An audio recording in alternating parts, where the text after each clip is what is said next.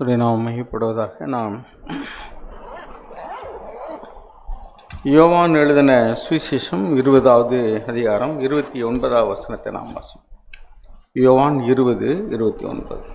அதற்கு இயேசு, தோமாவே, நீ என்னை கண்டதினாலே விசுவாசித்தாய், காணாதிருந்தும் விசுவாசிக்கிறவர்கள் பாக்கியவான்கள் என்றார். விசுவாசம் என்ற வார்த்தைக்கு கண்டும் விசுவாசிக்கலாம், காணாமலும் விசுவாசிக்கலாம். ஆண்டவராய் இயேசு கிறிஸ்துவை, உயிர்த்தெழுந்த ஆண்டவரை காண்பதற்கு முன்பாக மற்றவர்கள் சொன்னதை கேட்டு தோமாவினால் விசுவாசிக்க முடியவில்லை. நான் அவரை கண்டால்தான் விசுவாசிப்பேன் என்று சொல்லிவிட்டார். ஆண்டவர் அவருக்கு தரிசனமாகி அவரிடத்தில் சொல்லுகிறார். 25ஆம் வசனத்தை வாசிங்க. மற்ற சீஷர்கள் கர்த்தரை கண்டோம் என்று அவனுடனே சொன்னார்கள். அதற்கு அவன், அவருடைய கைகளில் ஆணிகளினால் உண்டான காயத்தை நான் கண்டு, அந்த காயத்திலே என் விரலை இட்டு என் கையை அவருடைய விழாவிலே போட்டால் ஒழிய விசுவாசிக்க மாட்டேன் என்றான். பார்த்தா கூட விசுவாசிக்கிற சொல்லலை. உண்மையிலே இவர்தான் சிலுவையில் மரித்த இயேசுதானான்னு நான் காயத்தையெல்லாம் பார்த்தா தான் நம்புவேன். சும்மா பார்த்தா கூட இல்லை. அவர் கையில் உள்ள ஆணி பாய்ந்த அந்த ஓட்டை இருக்கா, விழாவில் அந்த ஈட்டி குத்துனதுக்கான அந்த அடையாளம்லாம் இருக்கா, இதெல்லாம் பார்த்தா தான் நான் நம்புவேன் என்று சொல்லி அவ்வளவு தூரத்திற்கு இயேசு உயிர்த்தெழுந்தார் என்று சொன்ன வார்த்தையை அவரால் நம்ப முடியவில்லை. ஏனென்றால் அதுக்கு முன்னாடி சரித்திரத்தில் அப்படி ஒன்று நடந்ததே இல்லை. எனவே இப்பொழுது நான் பார்த்தால்தான் விசுவாசிப்பேன் என்று சொல்லிவிட்டார். ஆண்டவர் அவருக்கு தான் சொல்லுகிறார். அவருக்கு தரிசனமாகி அவருக்கு 27ஆம் வசனத்தில் சொல்லுகிறார், தோமா.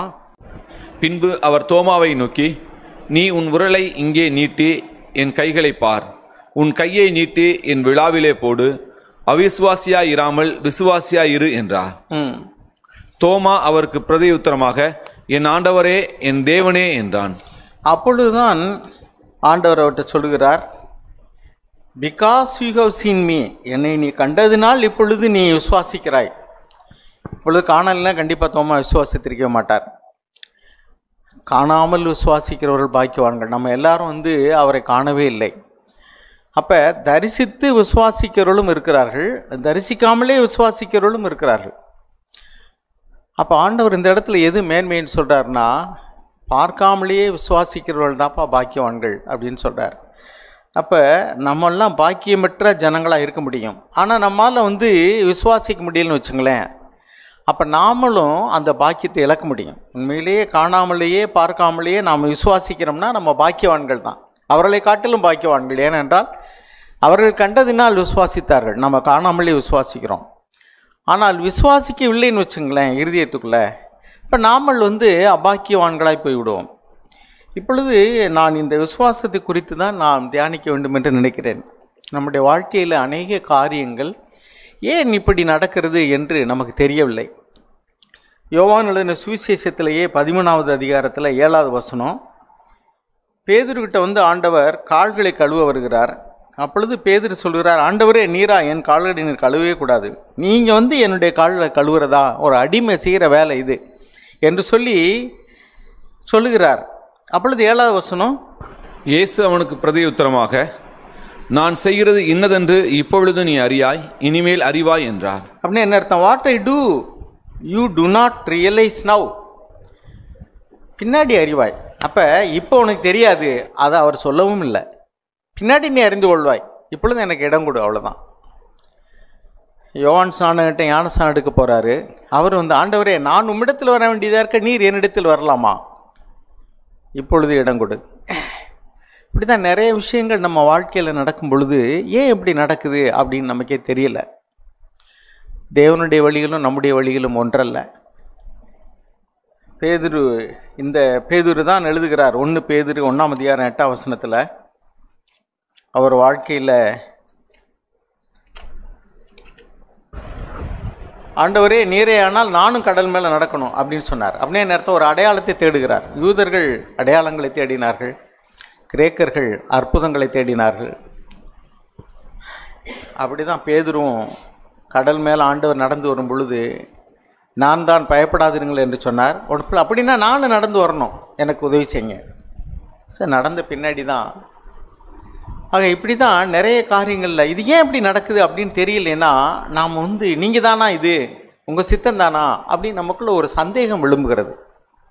1 பேதுரு 1:8 வாசிங்க. அவரை நீங்கள் காணாமல் இருந்தும் அவரிடத்தில் அன்பு கூறுகிறீர்கள்.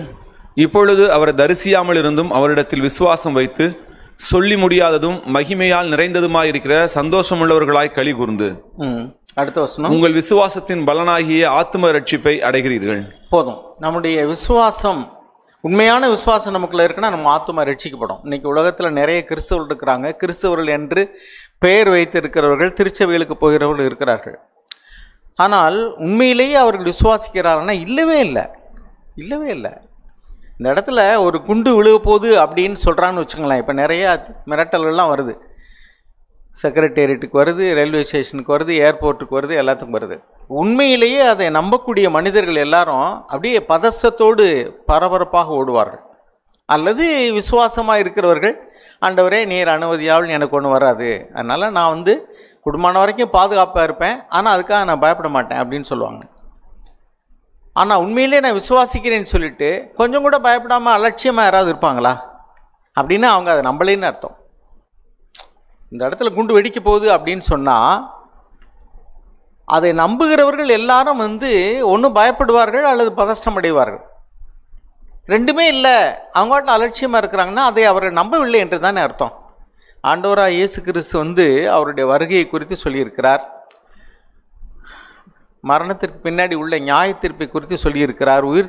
உயிர்த்தெழுதலை குறித்து சொல்லியிருக்கிறார். அவனுடைய கிரியைகளுக்கு தக்கதான நியாய தீர்ப்பு அது என்னோடு கூட வருகிறது என்று சொல்கிறார்.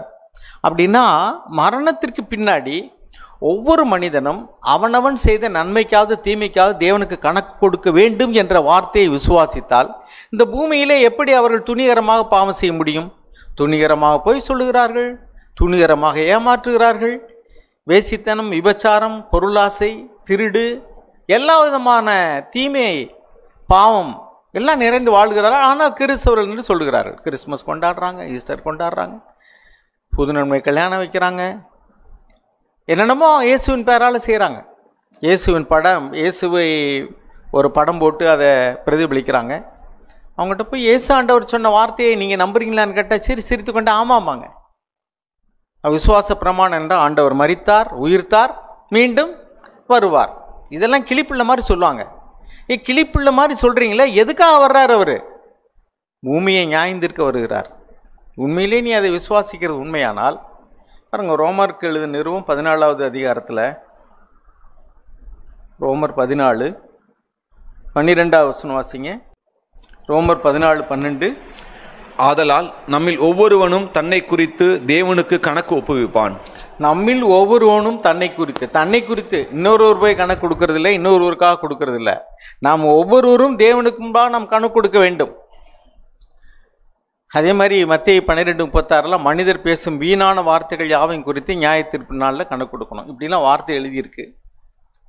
அப்போ இதை நம்பினா நாம் இன்னைக்கு பேசக்கூடிய பொய் அல்லது செய்யக்கூடிய பாவங்கள் இதுக்கெல்லாம் ஒரு நாள் ஆண்டவர் கணக்கு கொடுக்கணும் அப்படின்னு விசுவாசித்தா எப்படி அவங்க துணிகரமாக பொய் சொல்ல முடியும்? எப்படி அவர்கள் பாவம் செய்ய முடியும்? அவர்களுக்கு விசுவாசமே இல்லை.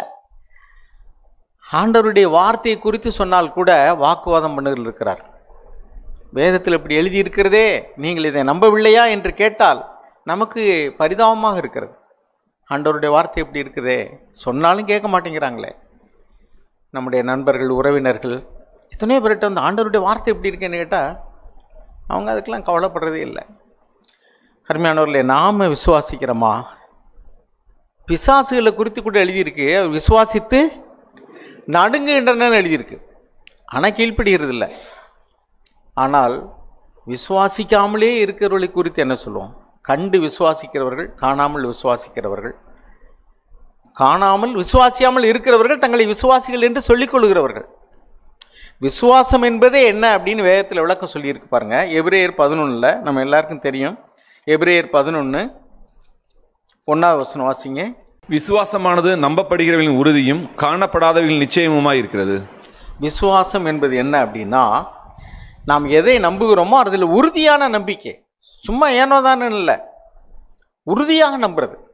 பாருங்க, யோசேப்பின் மூலமாக ஒரு வரக்கூடிய காரியத்தை குறித்து தேவன் வெளிப்படுத்தினார். 7 வருஷம் நல்ல விளைச்சல் இருக்கும், அதுக்கு பின்னாடி 7 வருஷம் கொடிய பஞ்சம் வரும் அப்படின்னு சொல்லி அந்த ராஜா அதை நம்பினதுனால அவனையே அதிபதியாக தனக்கு கீழே ஒரு அதிகாரியாக நியமித்து அவன் சொல்லுகிறபடி செய்தான். 7 வருஷம் தேசத்தில் விளைந்த அதிகப்படியான அந்த மகசூல்களை எல்லாம் சேகரித்து அதை களஞ்சியங்களில் சேர்த்து வைத்தான். அடுத்த 7 வருஷம் பஞ்சம் வரும் பொழுது மற்ற தேசத்தில் உள்ளவர்களாம் அங்கே தானியங்களை கொள்ளும்படி வந்தார்கள். ஏனென்றால் அதை அவன் விசுவாசித்தான். அவன் ஒரு விசுவாசி அல்ல, அவன் இஸ்ரவேலன் அல்ல, எகிப்தியன். ஆனால் அவன் விசுவாசிக்கிறான். ஆனால் இன்றைக்கு கிறிஸ்தவர்கள் என்று சொல்லுகிறவர்கள் ஆண்டவருடைய வார்த்தையை விசுவாசிக்கவில்லை. ஆண்டவருடைய வார்த்தையில் எப்படி இருக்குன்னு எழுத்து காண்பித்தால் கூட நம்புவதற்கு தயாராக இல்லை. ஆனால் தங்களை விசுவாசிகள் என்று சொல்லிக் கொள்வார்கள். கிறிஸ்தவ பேர் என்ன? ரோமன் கத்தோலிக்க மார்க்கத்திலெல்லாம் தேவனை விட்டு எவ்வளவு தூரம் போயிட்டாங்க. ஆனால் அதை அவர் உணர்வதும் இல்லை. நம்முடைய உறவினர்கள் எத்தனை பேர் இருக்கிறாங்க, கொஞ்சமாவது யோசிச்சு பாருங்க. அவர்கள் எத்தனை பேர் ஆண்டவரை அறிந்திருக்கிறேன் என்று சொல்லுகிறார்கள், கிறிஸ்தவர்கள் என்று சொல்லிக் கொள்ளுகிறார்கள், கிறிஸ்தவ பண்டிகைகளை கொண்டாடுகிறார்கள், கிறிஸ்தவ பேர்களை வைத்துக் கொள்ளுகிறார்கள். ஆனால் சுத்தமாக வேதத்துக்கும் தேவனுடைய வார்த்தைக்கும் அவர்களுக்கு சம்பந்தமே இல்லாமல் வாழ்கிறார். இது எப்படி முடியும்? விசுவாசம் இல்லை. பைபிள் அப்படி தான் இருக்கு. விசுவாசம் இல்லாமல் தேவனுக்கு பிரியமாக இருப்பது கூடாத காரியம். அப்போ விசுவாசம் என்பது என்ன? நம்பப்படுகிறவர்களின் உறுதியும் காணப்படாதவர்களின் நிச்சயமாக இருக்கிறது. assurance of things hoped for, the conviction of things not seen. பார்க்காத ஒன்றின் மேல ஒரு முழு நம்பிக்கை. ஆண்டவர் சொன்னார்ங்கிற வார்த்தையினால நம்பிக்கை வைக்கிறது. அவங்க தான் பாக்கியவான்கள் ஆண்டவர் சொன்னார். எபிரேயர் 11:8 வாசிங்க. எபிரேயர் 11:8. விசுவாசத்தினாலே ஆபிரகாம் தான் சுதந்திரமாக பெறப்போகிற இடத்திற்கு போகும்படி அழைக்கப்பட்ட போது கீழ்ப்படிந்து தான் போகும் இடம் இன்னதென்று அறியாமல் புறப்பட்டு போனான். உன் தேசத்தை விட்டு புறப்பட்டு போ, உன்னுடைய தகப்பன் வீட்டை விட்டு புறப்பட்டு போ, நான் சொல்லுகிற தேசத்துக்கு போ, அவ்வளோதான். ஆனால் எந்த தேசம் அது, எவ்வளவு தொலை, எவ்வளவு நாள் ஆகும், அதெல்லாம் ஒன்றும் தெரியாது அவனுக்கு. அங்கே என்ன பாஷை பேசுவாங்க ஒன்றும் தெரியாது. போனார், அவ்வளோதான். அப்போ விசுவாசத்தினாலே ஆபிரகாம் அப்படின்னா என்ன? எங்கே போறேன்னே தெரியாது. Without knowing where he was going, அதான் அப்படி எழுதியிருக்கு. தான் போகும் இடம் இன்னதென்று அறியாமல் புறப்பட்டு போனான். அதான் விசுவாசம். இப்போ நமக்குள்ள நிறைய கேள்விகள் எழும்புது. ஏன் இப்படி நடக்குது என் வாழ்க்கையில்? எனக்கு தெரியல. தெரியாதிருந்தும் ஏன் இப்படி நடக்குதுங்கிறதுக்கான காரணம் தெரியாதிருந்தும் விசுவாசித்தால் அதுதான் காணாமல் விசுவாசிப்பது. அதுதான் பாக்கியவான்களுடைய விசுவாசம். ஒரு சில காரியங்களுக்கு ஏன் இப்படி நடக்குதுன்னு நமக்கு தெரியும் பொழுது விசுவாசிக்கிறது பெரிய காரியம் இல்லை. தெரியாமலும் நாம் நல்லா தானே இருக்கிறோம், நான் ஆண்டவருடைய வழியில் தான் நடக்கிறேன், மனமறிந்து நான் எந்த பாவம் செய்யலையே, நான் பாவியாக இருந்த பொழுது நான் எவ்வளவு நன்றாக இருந்தேன், இப்பொழுது ஏன் என் வாழ்க்கையில் இப்படியெல்லாம் நடக்குது அப்படின்னு நமக்குள்ள கேள்விகள் வருகிறது. அருமையானவர்களே, அந்த கேள்விக்கெல்லாம் ஒரே விட என்னன்னா, உனக்கு அது பதில் தெரியல. You don't realise what I ஆம் டூயிங். நான் இப்போ என்ன செய்கிறேன், உன் வாழ்க்கையில் இப்போ என்ன செஞ்சுக்கிட்டு இருக்கேன்னு உனக்கு தெரியல. ஆனால் பின்னாடி நீ அறிவாய். இப்பொழுது உன்னால் நம்ப முடியுமா? அதெல்லாம் முடியாது. தோமா போல நான் பார்த்தா தான் விசுவாசிப்பேன், எனக்கு சொல்லுங்கள் அப்போ நான் நம்புகிறேன், சொல்லாட்டா நான் நம்ப மாட்டேன் அப்படின்னா மரணத்துக்கு பின்னாடி என்ன நடக்குதுன்னு வார்த்தையில் எழுதியிருக்கு. நம்ம வாழ்க்கையில் என்ன நடக்கும்னு யாருக்காவது சொல்ல முடியுமா தேவன்?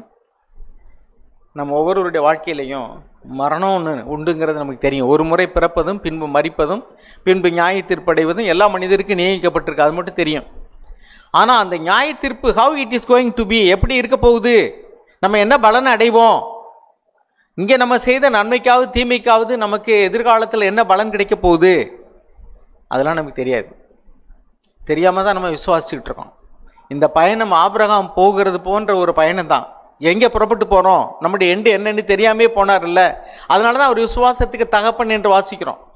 அங்கே என்ன பாஷை பேசுவாங்கன்னு தெரியாது, இன்னும் எவ்வளோ நாள் பயணம் பண்ணணும்னு தெரியாது, அங்கே என்ன நடக்கும்னு தெரியாது. சரி, விசுவாசித்து போகிறார். பஞ்சம், இங்கே அவர் போன தேசத்தில் பஞ்சம். உடனே அவர் திசை மாறி எங்கே போகிறாரு? எகிப்துக்கு போகிறார்.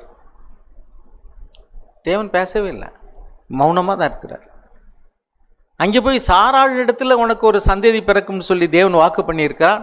ஆனால் சாராள் அந்த தேசத்து பெண்கள் சொல்லுகிற காரியத்தின்படி ஒரு ஆலோசனை சொல்லி தன்னுடைய வேலைக்காரியாகிய ஆகாரை திருமணம் செய்து வைத்து விட்டாள். ஆபிரகாம் விசுவாசத்தில் சோதிக்கப்பட்டார். அமர்மேனூர்லே, நம்முடைய வாழ்க்கையில் அநேக நேரங்களில் ஏன் இப்படி நடக்குதுங்கிற கேள்வி நமக்குள்ள தொக்கி நின்றுக்கிட்டே தான் இருக்கு. நிறைய விஷயங்கள்ல இது ஏன் இப்படி நடக்குது? சில நேரங்களில் பதில் கிடைக்குது, சில நேரங்களில் பதிலே கிடைக்கல. பாருங்க, நான் இப்போ ஒரு விஷயத்த சொல்கிறேன். 2 கொரிந்தியர் 11வது அதிகாரம் 9வது வசனம். அப்போஸ்தலனாகிய பவுல், நமக்கு தெரியும், எல்லா அப்போஸ்தலரை காட்டிலும் அதிகமாக உழைத்தவர், அதிகமாக சபையை கொடுமைப்படுத்தினார், அதிகமாக அதுக்கு பதிலாக அதிகமாக அவர் ஆண்டவருக்காக ஊழியம் செய்தார், பாடுகள் பட்டார். வாசிங்க. நான் உங்களோடு இருந்து குறைவுபட்ட போதும் ஒருவரையும் நான் வருத்தப்படுத்தவில்லை. மக்கதோனியாவிலிருந்து வந்த சகோதரர் என் குறைவை நிறைவாக்கினார்கள். பாருங்க, அப்போஸ்தலனாகிய பவுல் திருமணம் பண்ணி மனைவியை இழந்தவராக இருந்திருக்கலாம், விடோயர். ஆனால் இப்பொழுது நிச்சயமாக அவரோட மனைவி இல்லை, தனியாக ஊழியம் செய்கிறார். பெரும்பாடுபட்டு ஆண்டவருடைய சுவிசேஷத்தை நாடு நாடாக ஊர் ஊராக அறிவித்து வருகிறார். கொரிந்து பட்டணத்தில் இப்பொழுது தங்கி இருக்கிறார். கொரிந்தியர்களுக்கு தான் ஊழியம் செய்து கொண்டிருக்கிறார். ஆனால் அங்கே என்ன சொல்றாருன்னா, ஐ வாஸ் இன் நீடுங்கிறார். எனக்கு தேவை இருந்தது. கொரிந்தியருக்கு ஊழியம் செய்கிறார், அவருக்கு தேவை இருக்கிறது. ஆனால் கொரிந்தியர்கள் யாரும் அதை குறித்து கவலைப்படவே இல்லை. ஆண்டவராக இயேசு கிறிஸ்து குறித்து எழுதியிருக்கு. யோவான் எழுதின சுவிசேஷம் 7ஆம் அதிகாரத்தினுடைய கடைசியில் அவர் பிரசங்கம் பண்ணுகிறார். நிறைய ஜனங்கள் கேட்டாங்க. ஆனால் கேட்டு முடிச்ச உடனே என்ன ஆயிடுச்சுன்னா, எல்லாரும் அவங்க வீடுகளுக்கு போனாங்க. அவர் எங்கே போனார்னு அவரை பற்றி யாரும் கவலைப்படவே இல்லை. அவர் போய் மலையில் போய் இரவு நேரத்தை கழிச்சிட்டு காலையில் மண்டபத்துக்கு வந்துட்டார். அப்போ யாராவது, என்ன ஆண்டவரே, ராத்திரி எங்கே தங்கியிருந்தீங்க, சாப்பிட்டீங்களா, மலையில் அவருக்கு என்னமா கிடச்சிருக்குமா சாப்பிட, அதை பற்றிலாம் அவங்க குளிச்சிங்களா, பல் வளர்க்குனீங்களா, சாப்பிட்டீங்களா, ஒன்றும் கேட்கவே இல்லை. ஆனால் அவர் அதை குறித்து பேசவும் இல்லை. என் பிதா எனக்கு தந்த பாத்திரம், அதில் நான் பணம் பண்ணாதிருப்பேனோ? அதுதான் அவர் வாழ்ந்த வாழ்க்கை. ஸோ இங்கே தான் நமக்கு அநேக கேள்விகள் எழும்புது. ஆண்டவரும் அப்படி தான் வாழ்ந்தார், அப்போஸ்தலரும் அப்படி தான் வாழ்ந்தார்கள். அவர்கள் வாழ்க்கையில் நடப்பதற்கு ஏன் என்று கேள்வி கேட்டால் பதில் கிடைக்காது. ஆனால் அவர்கள் விசுவாசித்தார்கள். அதுதான் நம்பப்படுகிறவைகள் உறுதியாக இருக்கிறது, காணப்படாதவைகளில் சும்மா காணப்படாதவைகளில் நிச்சயமான ஒரு நம்பிக்கை. ஆமர்மையானவர்களே, நம்ம வாழ்க்கையில் எப்படி இருக்கோம்னு யோசிச்சு பாருங்கள். அப்போஸ்தலனாகிய பவுல் குறித்து அடுத்து வாசிங்க. இங்கே என்னென்னா, அவர்கள் தேவை இருக்கிறது, ஆனால் உதவி செய்யவே இல்லை. ஆண்டவரே, ஏன் இவர்களுக்கு தானே நான் ஊழியம் செய்கிறேன். ஞான நன்மைகளை விதைக்கும் பொழுது சரீர நன்மைகளை அறுக்கிறதுக்கு நான் அபாத்திரனா என்று கேட்கிறார். இதே பவுல் தான் எழுதுகிறார். ஆனாலும் நான் யாருக்கும் பாரமாக இருக்க மாட்டேன். அவங்க என்னை உபசரிக்கலை, என்னை விசாரிக்கலை, எனக்கு ஒன்றும் செய்யலை. ஆனால் நான் அவங்ககிட்ட கேள்வி கேட்கல. நான் ஊழியம் செய்யாத வேறு இடத்துல இருந்து ஜனங்கள் எனக்கு என்னை போஷிக்கிறார்கள். அதை பவுல் சொல்கிறாரு, உங்களுக்கு நான் போஷித்தேன், தேவையோடு இருக்க, என்னை கண்டுக்கிறதுக்கு ஆளே இல்லை. ஆனால் சம்படி வேறு இடத்துல இருந்து எனக்கு என் குறைவை நிறைவாக்கினார்கள் சொல்கிறார். அப்பொழுதும் அவர் கவலைப்படலை. அதுக்கடுத்து பாருங்கள் 23வது வசனம். அதுக்கடுத்து 23லேருந்து 32 வரைக்கும் நிதானமாக நிறுத்தி வாசிங்க. அவர்கள் கிறிஸ்துவின் ஊழியக்காரரா? நான் அதிகம். ஒரு நிமிஷம். இன்னொரு காரியம் என்னன்னா, அவர் பவுல் பட்ட பாடுகள் என்னன்னா, கொரிந்து பட்டணத்தில், நான் என்னுடைய ஃபுட் நோட்டில் இருந்து வாசிக்கிறேன் கேளுங்க. One of Paul's biggest problems with the church in Corinth was his concern that they viewed him as no more than a blustering preacher. இந்த வாயாடி நல்லா பிரசங்கம் பண்ணுவார் அப்படின்னு தான் நினைச்சாங்களே ஒழிய, அவருடைய அதிகாரத்திற்கு அடங்கி இருக்க வேண்டும், அவருடைய ஆலோசனையை கேட்க வேண்டும் என்றெல்லாம் அவர் நினைக்கவே. எப்படி பெருசு பாருங்க, எவ்வளோ பெரிய அப்போஸ்தலன் இன்னைக்கு நம்ம அதிகமாக மதிக்கிறோம். அன்னைக்கு அவர் பிரயாசப்பட்டு ஊழியம் செய்ய அந்த கொரிந்து பட்டணத்தில் உள்ள மக்கள், இவர் ஒரு வாயாடி, சரி இன்னைக்கு அந்த வாயாடி என்ன சொல்றான்னு கேட்பாங்க, அப்படிதான் பேசிட்டான். பிளஸ்டரிங் ப்ரீச்சர், அதான் அவங்க நினைச்சது. அதுக்கடுத்து என்ன எழுதியிருக்குன்னா, thus they were not taking seriously his advice in his letter and on his visits. அவர் எழுத்து ரொம்ப பாரமாக இருக்குது. ஆனால் நேர பக்கம் தோற்றம் அற்பமானது. அவர் ஆள் குட்டையான், தலை வழுக்க, மூக்கு இப்படி வளைஞ்சிருக்குமா. அவர் ஆல்மோஸ்ட் ஒரு 4 அடி அவ்வளோதான் இருக்குங்கிறாங்க சரித்திரம் தெரிஞ்சவங்க. தோற்றம் ரொம்ப அற்பமாக இருக்குது பார்க்க. இப்போவும் பாருங்கள், ஒரு ஆட்ட சாட்டமான ஒரு ஆள் ஒரு பர்சனாலிட்டியாக நல்லா ட்ரெஸ் பண்ணி வந்தால் எல்லாருமே மதிப்பாங்க. ஆனால் ஒரு தோற்றம், அற்பமான தோற்றம், ஒரு ஆடம்பரமான உடை கிடையாது, அவருடைய தோற்றம் பார்க்குறதுக்கு ஒரு நல்ல பர்சனாலிட்டி கிடையாது, தலை வழுக்க, மூக்கு வளைஞ்சிருக்கு, இப்படிலாம் பார்க்க வந்து என்னையா அந்த ஆள் சொல்கிறாரு, இப்படி தான் அவரை நினச்சாங்க. அதனால தான் அவர் நிறைய சொல்ல வேண்டியிருந்துச்சு. மற்ற அப்போஸ்தலரை காட்டில் நான் எதில் குறை உள்ளவன் அப்படின்னு சொல்லிட்டு அவர் செஞ்ச நிறைய காரியங்களை சொல்லிட்டு, நான் முட்டாள்தனமாக இதெல்லாம் சொல்லிகிட்டு இருக்கேன், காரணம் என்னென்னா நீங்கள் என்னை புரிஞ்சுக்கணுங்கிறதுக்காக, என்னை பூஸ்ட் பண்ணுறதுக்காக, என்னை வந்து உயர்த்தி காண்பிக்கிறதுக்காக நான் பேசலை, எனக்கு உங்கள் மேல் எனக்கு அதிகாரம் இருக்கிறது என்பதை நான் சொல்வதற்காக இதையெல்லாம் சொல்லுகிறேன் என்று சொல்லுகிறார். சரி, அப்புறம் அதுக்கடுத்து அவர் எழுதுகிறாரு, Paul addressed this attitude in the letter of 2 Corinthians, pointing out his credentials as an apostle of Christ and why the Corinthians should take his advice. ஏன் கொரிந்து பட்டணத்தில் இருக்கிறவங்க அவருடைய ஆலோசனையை ஏற்றுக்கொள்ள வேண்டும் என்று சொல்லி அவருக்கு இருந்த தகுதிகள் எல்லாம், ஒரு அப்போஸ்தலனுக்கு இருக்கக்கூடிய தகுதி என்ன, அதெல்லாம் என்னிடத்துல இருக்குது, உங்கள் மேலே எனக்கு அதிகாரம் இருக்குது, நான் சொல்கிற ஆலோசனை கேளுங்கன்னு அவர் எழுத வேண்டிய நிலைமை அங்கே இருந்தது. எவ்வளவு பெரிய ஒரு அபத்தமான செயல் பாருங்கள். இவ்வளோ தூரம் பாடுபட்டு அவங்ககிட்ட இருந்து காணிக்க கூட வாங்காமல் ஊழியம் செய்யக்கூடிய ஒரு அப்போஸ்தலனுக்கு ஒரு மரியாதை கூட இல்லை, அவருடைய ஆலோசனையை கூட கேட்குறதுக்கு ஆள் இல்லை, அசட்டை பண்ணினார்கள். அதான் அவர் சொன்னார், துடைத்து போடப்பட்ட அழுக்கை போல இருக்கிறோம், குப்பையுமாக எண்ணப்படுகிறோம் என்று பவுல் அங்கலாய்க்கிறார். சரி, அதுதான் ஒரு பக்கம் அப்படி இருந்துச்சு. இன்னொரு பக்கம் என்ன நடந்தது அப்படின்னா, அதிலிருந்து வாசிங்க 23 பின்பகுதியிலிருந்து. அதிகமாய் அடிபட்டவன், அதிகமாய் காவல்களில் வைக்கப்பட்டவன், அதிகமாக அடிக்கப்படும். எதுக்காக? சுவிசேஷம் அறிவித்ததற்காக அடிக்கப்பட்டார்.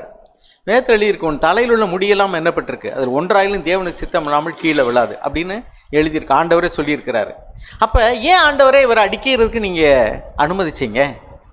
இவ்வளோ தூரத்துக்கு வந்து ஊழியம் செய்கிறவங்ககிட்ட ஒரு காணிக்கையும் வாங்கலை, அவரே சொந்த கைகள்னால் வேலை செய்தார், கஷ்டப்பட்டு ஊழியம் செய்கிறார், அங்கே உள்ளவங்களும் அவருடைய ஆலோசனை கேட்கக்கூடிய அளவுக்கு அவரை மதிக்கலை, ஆனாலும் ஊழியம் செய்கிறார்.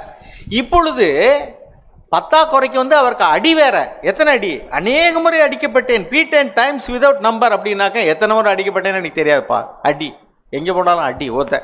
அதுக்கடுத்து often in danger of death, அடி உதையில் செத்து போயிடுவோங்கிற நிலைமைக்கு அடிக்கப்பட்டாராம். அதுக்கடுத்து 24, யூதர்களால் ஒன்று குறைய 40 அடியாக 5 தரம் அடிபட்டேன். 40 அடி அவங்க அடிக்க மாட்டாங்க, யூதருடைய வழக்கம். ஒன்று குறையனா 39 அடி ஒரு முறையில், அது மாதிரி 5 முறை அடித்தாங்க. அந்த சாட்டை குறித்து எழுதியிருக்கு, அதில் பின்னாடி ஈய குண்டுகள் இருக்குமா, அப்புறம் ஒரு அடி அடித்து இப்படி இழுத்தா சரி தோலை பிச்சுட்டு வந்துடும். அது மாதிரி 39 அடி ஒரு தடவை இல்லை, 5 முறை இது மாதிரி அடிபட்டேன்னு சொல்கிறார். அப்புறம் 3 தரம் மிளார்களால் அடிபட்டேன். 3 முறை நிலார்னால் அடிபக்கிறது. அப்புறம் 1 தரம் கல்லறியுண்டேன். 3 தரம் கப்பற் சேதத்தில் இருந்தேன். கடலிலே ஒரு ராப்பகல் முழுவதும் போக்கினேன். அநேகந்தரம் பிரயாணம் பண்ணினேன். ஆறுகளால் வந்த மோசங்களிலும் கல்லரால் வந்த மோசங்களிலும் என் சுய ஜனங்களால் வந்த மோசங்களிலும் அந்நிய ஜனங்களால் வந்த மோசங்களிலும் பட்டணங்களில் உண்டான மோசங்களிலும் வனாந்தரத்தில் உண்டான மோசங்களிலும் சமுத்திரத்தில் உண்டான மோசங்களிலும் கள்ள சகோதரரிடத்தில் உண்டான மோசங்களிலும் பிரயாசத்திலும் வருத்தத்திலும் அநேக முறை கண் விழிப்புகளிலும் பசியிலும் தாகத்திலும் அநேக முறை உபவாசங்களிலும் குளிரிலும் நிர்வாணத்திலும் இருந்தேன். பாருங்க, இப்பெல்லாம் ஒவ்வொரு இதுக்கும் ஒரு கொஸ்டின் மார்க் போட்டின்னு வச்சுங்க. ஏன் தூக்கம் இல்லாமல் இருக்கணும், ஏன் பசியாக இருக்கணும், ஏன் அடி வாங்கணும், ஏன் இப்படியெல்லாம் வந்து கப்பல் சேதத்தில் மாட்டணும், ஏன் கடலில் சேதத்தில் மாட்டணும், இப்படிலாம் கேள்விக்குறி போட்டோம்னா இந்த பவுல் வந்து ஒரு நாத்திகனாக தான் மாறணும். ஆனால் இதையும் தாண்டி வந்து அவர் தொடர்ந்து அந்த பயணத்தை முழுவதுமாக செஞ்சுக்கிட்டே இருந்தார் பாருங்க. அதுதான் பிரசிங் ஆன். அவர் அழைத்தவர் உண்மையில் அவர் இன்னும் என்ன நடந்தாலும் பரவாயில்ல நான் செய்வேன் அப்படின்னா எந்த அளவுக்கு ஆண்டவருடைய அவர் பேரில் விசுவாசம் இருக்குன்னு பாருங்கள். என்னை அழைத்தவர் ஆண்டவர், அவருக்கு நான் முழுவதுமாக ஊழியம் செய்வேன்னு விசுவாசத்தோடு செய்கிறாருன்னா இவ்வளவு நடந்த பொழுதும் இன்றைக்கி பாருங்கள், நன்மை நடக்கிறது, நான் போனேன், எனக்கு வியாதி இருந்துச்சு, சுகமாச்சு, நான் விசுவாசிக்கிறேன், எனக்கு பிரச்சனை இருந்து ஜெபம் பண்ணேன், பிரச்சனை தீந்துருச்சு, நான் விசுவாசிக்கிறேன், இப்படி சொல்கிறது ஈஸி. அது கண்டு விசுவாசிக்கிற மாதிரிக்கு தான். ஆண்டவருடைய அற்புதங்களை காண்கிறதுனால, ஆசீர்வாதங்களை பெற்றதுனால விசுவாசிக்கிறது. ஆனால் இவரோ எதிர்மறையான விளைவுகளை தான் சந்திக்கிறார். அடி உத, ஜெயிலு, கப்பலில் சேதம், கடலில் சேதம், ஆறுகளில் சேதம், சொந்த ஜனங்களால் சேதம், எதிரிகளால் சேதம். இவ்வளவும் நடந்தும் யாருக்கு ஊழியம் செய்கிறாரோ அவர்களே அவரை அங்கீகரிக்கவில்லை, மதிக்கவில்லை, உதாசீனம் பண்ணுகிறார்கள். Still is persisting on in his faith. இன்னும் அவர் தொடர்ந்து விசுவாசத்தில் உறுதியாக இருக்கிறார். இதுக்கு பேர் தான் விசுவாசம். நம்பப்படுகிறவைகளின் உறுதியும் காணப்படாதவைகளின் நிச்சயமாக இருக்கிறது. என்ன நடந்தாலும் சரி, என்னை கொன்று போட்டால் நான் அவர் பேரில் விசுவாசமாக இருப்பேன். இதுதான் அவருடைய இது. அதுக்கடுத்து வாசிங்க. இவை முதலானவைகளை அல்லாமல் எல்லா சபைகளை குறித்தும் உண்டாக்குகிற கவலை என்னை இது பத்தாதுன்னு சரீர பிரகாரமாக நடக்கக்கூடிய பிரச்சனைகள் ஒரு பக்கம், அந்த ஜனங்கள் விசுவாசிக்கல அது ஒரு பக்கம், இன்னொரு பக்கம் அநேக சபைகளுக்கு பொறுப்பாக இருந்ததுனால ஒவ்வொரு சபையிலையும் ஒரு விதமான பிரச்சனைகள். அது அவருக்கு காது வரும் பொழுது அவருக்கு இரவும் பகலும் தூக்கம் இல்லாமல் அதை யோசிக்கிறார். ஐயோ, இந்த சபையில் பிரச்சனை இப்படி இருக்கே, தானே என்ன செய்வேன், அந்த சபையில் பிரச்சனை இருக்கே என்ன செய்வேன். இன்றைக்கினா நம்ம ஒரு ஃபோன் போட்டு பேசிடுவோம், ஒரு வாட்ஸ்அப்பில் மெசேஜ் அனுப்புவோம். அன்றைக்கி அதெல்லாம் செய்ய முடியாது. ஒரு கடிதம் எழுதுனா அது போய் கிடைக்கிறதுக்கு நாள் ஆகும். ஒரு செய்தி வந்து அடுத்த செய்தி கிடைக்கிறதுக்கு ஆள் வந்தால் தான் செய்தி கிடைக்கும். குரியர் சர்வீஸ் தான் அன்றைக்கி, வேறு சர்வீஸே கிடையாது. அப்போ அவர் என்ன சொல்கிறார் அப்படின்னா, ஒவ்வொரு பாடுகள் பிரச்சனைகள் இது பத்தாதுன்னு அநேக சபைகளை குறித்ததான காரியங்களும் எனக்கு daily pressure on me of concern for all the churches. பாருங்கள், அதுக்கடுத்து ஒன்று 32-33 வாசிங்க. தமஸ்கு பட்டணத்து அரேத்தா ராஜாவினுடைய சேனை தலைவன் என்னை பிடிக்க வேண்டும் என்று தமஸ்கருடைய பட்டணத்தை காவல் வைத்து காத்தான். அப்பொழுது நான் கூடையிலே வைக்கப்பட்டு ஜன்னலில் இருந்து மதில் வழியாய் இறக்கிவிடப்பட்டு அவனுடைய கைக்கு தப்பினேன். நிலைமை பார்த்தீங்களா? இவன் இங்கே இருக்கிறான்னு சொன்ன உடனே, அதாவது பவுல் இங்கே இருக்கிறான்னு தெரிஞ்ச உடனே, அந்த காலங்களில் பட்டணங்கள் எப்படி இருக்குன்னாக்கும் சுற்றி வீடுகள் இருக்கும், ஒரு என்ட்ரன்ஸ் இருக்கும், கேட்டு, பெரிய கேட்டு. அதை பூட்டிட்டாங்கன்னா ஒருத்தன் உள்ளே போக முடியாது, வெளியே வர முடியாது. அப்படி அவர் உள்ளே இருக்கிறாருன்னு தெரிஞ்ச உடனே இவரை வந்து வெளியில் தப்ப விடக்கூடாது அப்படின்னு சொல்லிட்டு உள்பக்கமாக தான் ஒரு பெரிய மைதானம் மாதிரி இருக்கும். நான் ஒரு இது பார்த்தேன், மீனாட்சிபுரம்னு சொல்லிட்டு நம்ம கமுதி பக்கத்தில் ஒரு ஊர் இருக்கு, அபிராம பக்கத்தில். அதில் ஒரு ப்ராக்டிக்கலாக நான் பார்த்தேன். அப்படியே சுற்றி வீடுகள் இருக்கும், நடுக்கொண்டு சர்ச்சு, ஒரு பக்கம் என்ட்ரன்ஸ், ஒரு பக்கமாக 2 பக்கம் என்ட்ரன்ஸ், அவ்வளோதான். அந்த வீடுகளுக்கு மெயின் வாசல் உள்பக்கமாக தான் இருக்கும். ஏன்னா அந்த பக்கத்தில் அடிக்கடி ஜாதி கலவரங்கள் நடக்கும். அப்போ வந்து திடீர்னு அது புகுந்துட்டாங்கன்னு சொன்னாக்கா பின்கதவை பூரா பூட்டிட்டு உள்ளே உட்காந்துக்கிடுவாங்க, உள்பக்கம் பழங்கிடுவாங்க. எல்லாம் சுற்றி அப்படியே இடையில்லாமல் வீடுகள் இருக்கும். அப்படியே இந்த பக்கம் ஒரு கேட்டு, அந்த பக்கம் ஒரு கேட்டு, நடுக்கொண்டு இடம் கிடக்கும், நிறையா மாடு கட்டிக்கலாம், ஆளுகள் இருக்கலாம், எல்லாம் செய்யலாம். அப்படி தான் அந்த பட்டணத்தை இமேஜின் பண்ணி பார்க்குறேன். உடனே இவர் எப்படி தப்பிக்க முடியும்? வாசல் வழியாக தான் வெளியே வர முடியும். ஒவ்வொரு வீடாக செக் பண்ணால் மாட்டிக்கிடுவார். உடனே ஒரு மேல் மாடியில், அப்போ ஜன்னல்லாம் அந்த காலத்தில் எப்படி இருக்குன்னா, இந்த கம்பியெல்லாம் கிடையாது, கதவு தான் இருக்கும். நான் பார்த்துருக்கேன் அந்த மாதிரி. பழைய காலத்து வீடுகள் என்ன இருக்குன்னாக்கும் அந்த ஃப்ரேம் இருக்கும், பழைய கதவு இருக்கும், அவ்வளோதான், கம்பி இருக்காது. நீங்கள் பார்த்துருக்கீங்களா? பழைய காலத்து வீடுகள் அப்படி இருக்கும். அதெல்லாம் பின்னாடி லேட்டஸ்ட் டெக்னாலஜி தான் அதில் கம்பி போடுறது. அப்போ என்ன ஜன்னலை திறந்துக்கிட்டு அவர் ஒரு கூடையில் வச்சு அப்படியே என்ன செஞ்சுட்டாங்களாம், மேலேருந்து கயரை கட்டி இறக்கி ஓடி போயிருங்க, வாசல் வழியாக போனால் தானே பிடிக்க முடியும். ராத்திரி இறக்கி விட்டால் அவர் எங்கே போய் அப்படி நான் தப்பித்தேன் அப்படிங்கிறாரு. தேவனுடைய ஊழியத்தை செய்யக்கூடிய இந்த மனுஷனுக்கு ஏன் இப்படியெல்லாம் தப்பிக்கணும்? அவன் யோசிப்பார், என்ன ஆண்டவரே, நான் ஊழியத்தை செய்கிறேன், எனக்கு யார்கிட்ட அனுப்புறீங்களோ அவங்க என்ன நம்ப மாட்டேங்கிறாங்க, ஏற்றுக்கொள்ள மாட்டேங்கிறாங்க, என் ஆலோசனை கேட்க மாட்டேங்கிறாங்க. சபையில் குறித்து பிரச்சனைகள் வேறு, வெளியில் அடி உத, தூக்கம் இல்லை, பசி, தாகம், நிர்வாணம், போராடமெல்லாம் பிரச்சனைகள். நம்ம அப்படி செய்வோமா? பாருங்க, இது பத்தாதுன்னு சொல்லிட்டு அவனை பிடிக்கிறதுக்கு சுற்றி காவல் காத்துக்கிட்டு இருக்காங்க. தப்பிச்சு ராத்திரி திருடை ஓடுற மாதிரி ஓடுற. இதுலேயும் விசுவாசத்தில் உறுதி அணிக்கிறார். அதுக்கடுத்து என்ன நடக்குது? 12வது அதிகாரம் 7ஆம் வசனத்திலிருந்து வாசிங்க. அன்றியும் எனக்கு வெளிப்படுத்தப்பட்டவைகளுக்குரிய மேன்மையின் நிமித்தம் நான் என்னை உயர்த்தாதபடிக்கு என் மாம்சத்திலே ஒரு முள் கொடுக்கப்பட்டிருக்கிறது. என்னை நான் உயர்த்தாதபடிக்கு அது என்னை குட்டும் சாத்தானுடைய தூதனாய் இருக்கு. அது ஒரு வியாதி. அது கண் வியாதியா, தோல் வியாதியா, மலேரியா என்னன்னு தெரியல. ஒவ்வொருத்தரும் ஒன்று சொல்றாங்க. ஒருவேளை அது கண்ணை பிடிங்க எனக்கு கொடுத்துருப்பீங்களேன்னு கலாத்தியரில் வாசிக்கிறனால ஒருவேளை அது கண்ணிலிருந்து சாரையா அசடும் தண்ணியும் ஓடிக்கிட்டு இருந்திருக்கலாம்னு சிலர் சொல்கிறாங்க. அப்புறம் சாக்னு சொல்கிறார், இருக்கலாம். தோல் வியாதியாக இருக்கலாம், கண் வியாதியாக இருக்கலாம், இல்லை மலேரியாவாக இருக்கலாம். அது என்னன்னு தெரியல, ஏதோ ஒரு வியாதி. போதா குறைக்கி அடி உத இதெல்லாம் போக, தூக்கமின்மை, பசி, தாகம் அதெல்லாம் போக, இன்னொரு பக்கம் என்னென்னா உடம்புலையும் வியாதி. ஆண்டவரே, இது என்னை விட்டு நீங்கள் இப்படி செய்யணும், உமக்கு ஊழியம் செய்யணும். தேவன் என்ன சொல்கிறாரு? நோ, உன் பலகீனத்தில் என் பலன் விளங்க போ, அந்த வியாதி உன்னை விட்டு நீக்க மாட்டேன். இப்போ என்ன சொல்கிறாருனாக்கோ, எதுக்காக அதை தேவன் அனுமதிச்சாராம்? இது மட்டும் ஒரே ஒரு ஆறுதல் என்னென்னா, அவருக்கு நிறைய வெளிப்பாடுகள் கிடைச்சது. அதை குறித்து தான் முதல்ல 1 எழுதுகிறார் 12ஆம் அதிகாரத்தில். அது நிமித்தம் நான் என்னை உயர்த்தாதபடிக்கு, அது ஒரு சாத்தானுடைய தூதலை போல என்னை குற்றதுக்காக தேவன் அனுப்பினார் அப்படிங்கிறார். போதும் ஆண்டவரே, இது போதும், அட்லீஸ்ட் எனக்கு ஒரு பதில் கிடைச்சிருச்சு. என்னது? நீ பெருமையில் விழுந்து போகாதபடிதாப்பா நான் இதை அனுமதிச்சிருக்கேன். அதனால உன் பலகீனத்தில் என் பலன் விளங்க. போதும் ஆண்டவரே, நான் பலகீனமாக இருந்தால் பரவாயில்ல, என் வியாதி என்னை விட்டு நீங்காட்டா பரவாயில்ல, அட்லீஸ்ட் உங்களுடைய வல்லமை என் மாம்சத்தில் விளங்கும்ல, அது போதும். You are satisfied. நம்முடைய வாழ்க்கையில் பிள்ளைகளுக்கு முடியலை, பொருளாதார கஷ்டங்கள், வேலையின்மை, அல்லது பிள்ளைகளுடைய வாழ்க்கையை எதிர்பார்த்தபடி காரியங்கள் நடக்கலை, நம்முடைய வாழ்க்கையில் ஏதாவது உடம்புல பலகீனங்கள், வியாதிகள், கஷ்டங்கள், பிரச்சனைகள்,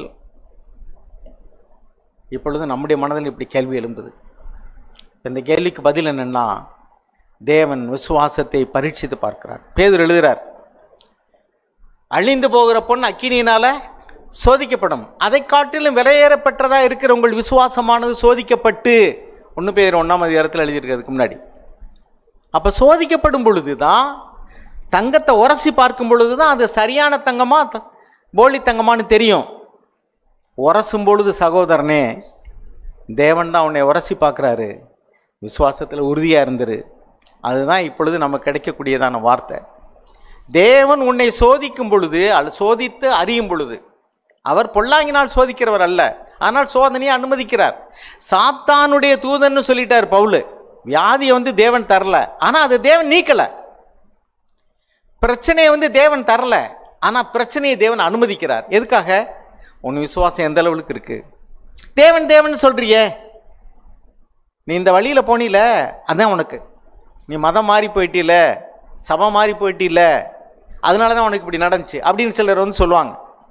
இப்பொழுதுதான் நம்முடைய விசுவாசம் சோதிக்கப்படுகிறது. அருமையானவர்களே, அந்த வசனத்தை வாசிங்க, நான் முடிக்கிறேன். 1 பேதுரு 1ஆம் அதிகாரத்தில், அழிந்து போகிற பொன் அக்கினியினால சோதிக்கப்படும், அதை காட்டிலும் விலையேற பெற்றதாக இருக்கிற உங்கள் விசுவாசம் சோதிக்கப்பட்டு. அந்த வசனத்தை வாசிங்க.